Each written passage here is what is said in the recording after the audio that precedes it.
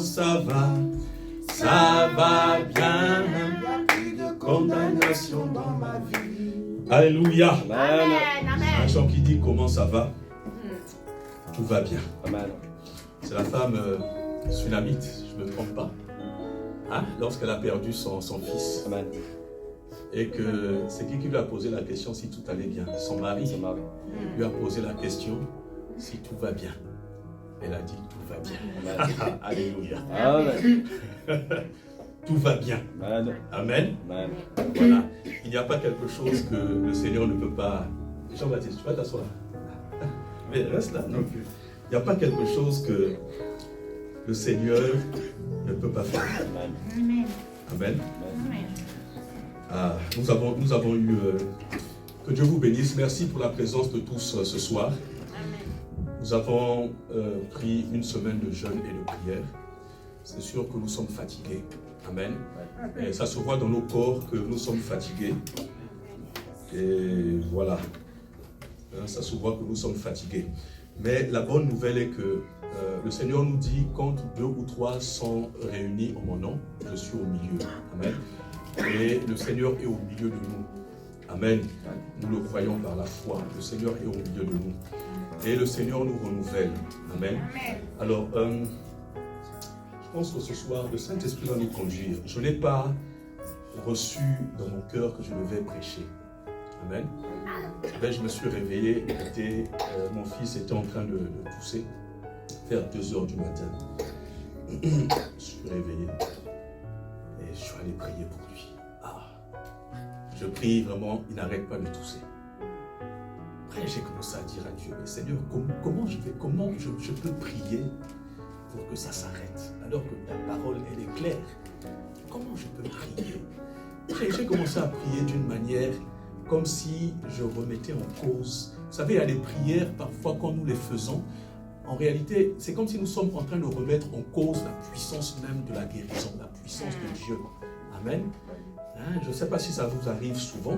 On commence comme si à mettre la pression à Dieu, on commence à accuser Dieu d'une manière voilée.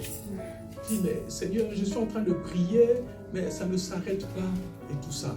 Et le Saint-Esprit m'a conduit à prier autrement. À prier autrement, avec encore plus d'assurance. En ordonnant à ce que la toux s'arrête, parce que Jésus a déjà tout accompli. Et il y a une chose qui est importante lorsque nous prions, c'est de ne pas être tellement, c'est de ne pas être agité, mais c'est d'être serein. Et de croire que lorsque nous déclarons quelque chose, cette chose, elle nous entend. La maladie, elle nous entend. Amen. Parfois, il n'y a pas besoin de crier, d'ordonner, mais nous avons besoin de commander. Et nous croyons que cela arrive. Amen. Nous commandons seulement, nous déclarons la parole de Dieu. Avec foi, voyons que le Seigneur opère, le Seigneur guérit. Amen.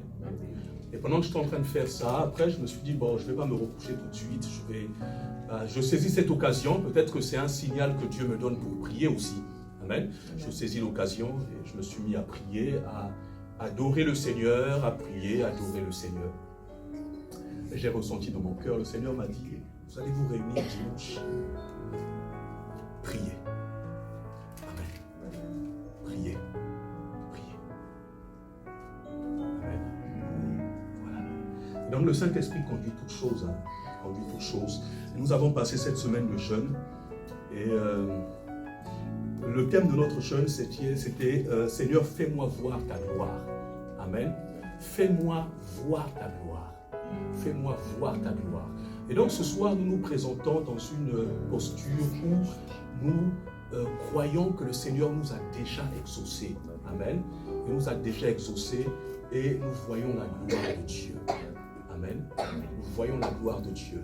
Si j'avais programmé une prédication aujourd'hui, je devais peut-être toucher certains points qui devaient remettre en question peut-être les temps de jeûne que nous avons passés. Qui me comprend ce soir? C'est là où c'est dangereux. Je devais toucher certains points. Je devais certainement dire dans mon message, sachant que nous nous appuyons sur l'expérience que Moïse a vécue avec le Seigneur, sur la prière de Moïse. Amen. Sur la prière de Moïse. Est-ce que quelqu'un a pris le temps pendant ces jours de jeûne de méditer les Écritures, de méditer Exode 33 et 34 que nous avons abordé pendant les temps de prière? Est-ce que quelqu'un a vraiment eu le temps de méditer sur ces paroles-là? Amen.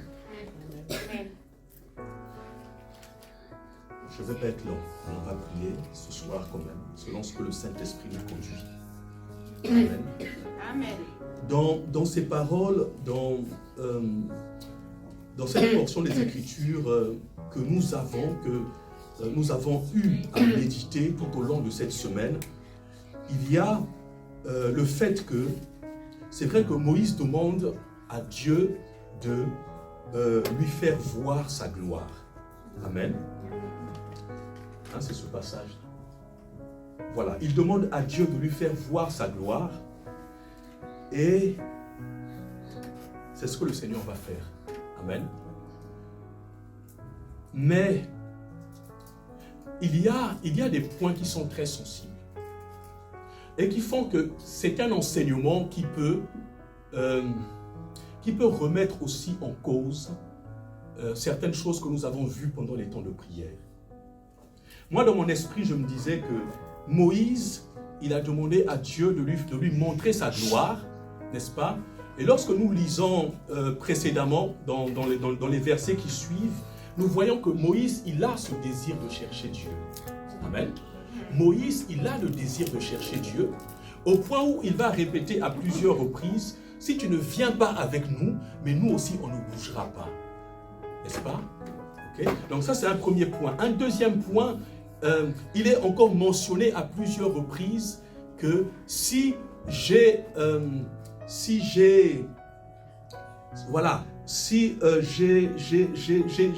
grâce à tes yeux, amen.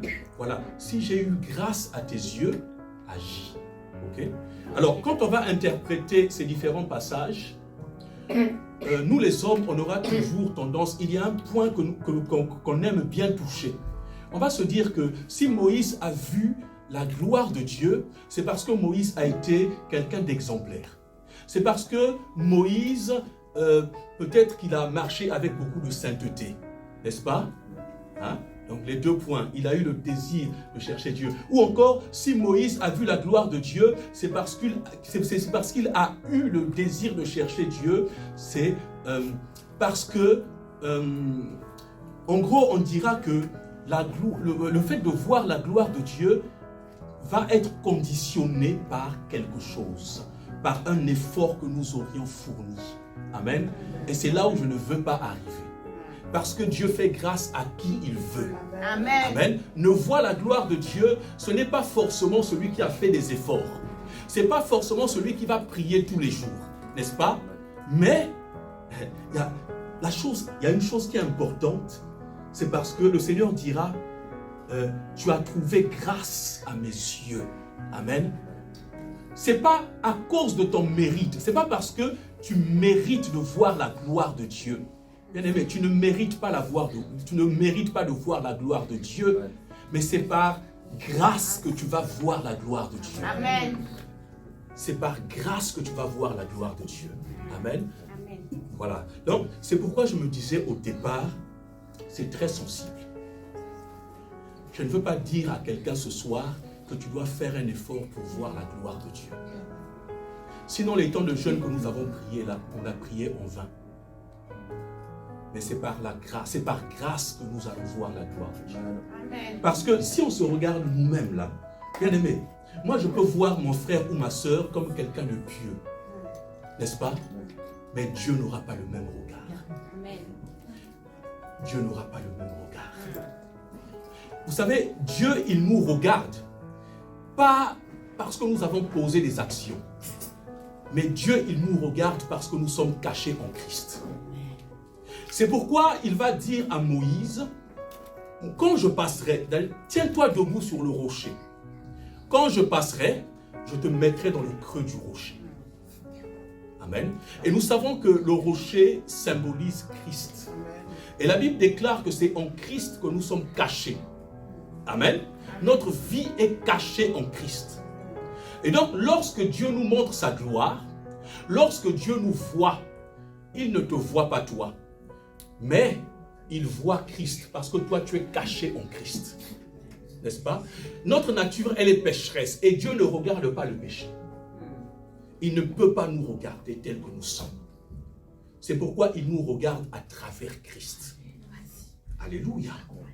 Donc, raison pour laquelle il demandera à Moïse, tiens-toi debout sur le rocher et je te mettrai dans le rocher. De sorte que quand je passerai, amen, Moïse regardera Dieu à travers le rocher.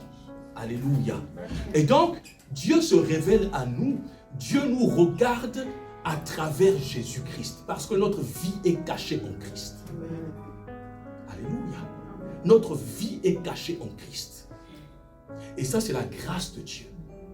C'est pourquoi aussi, lorsque le souverain sacrificateur, lorsqu'il se présentait devant Dieu dans le temple, amen, il portait un vêtement sur sa poitrine. Il portait un pectoral, ça s'appelait.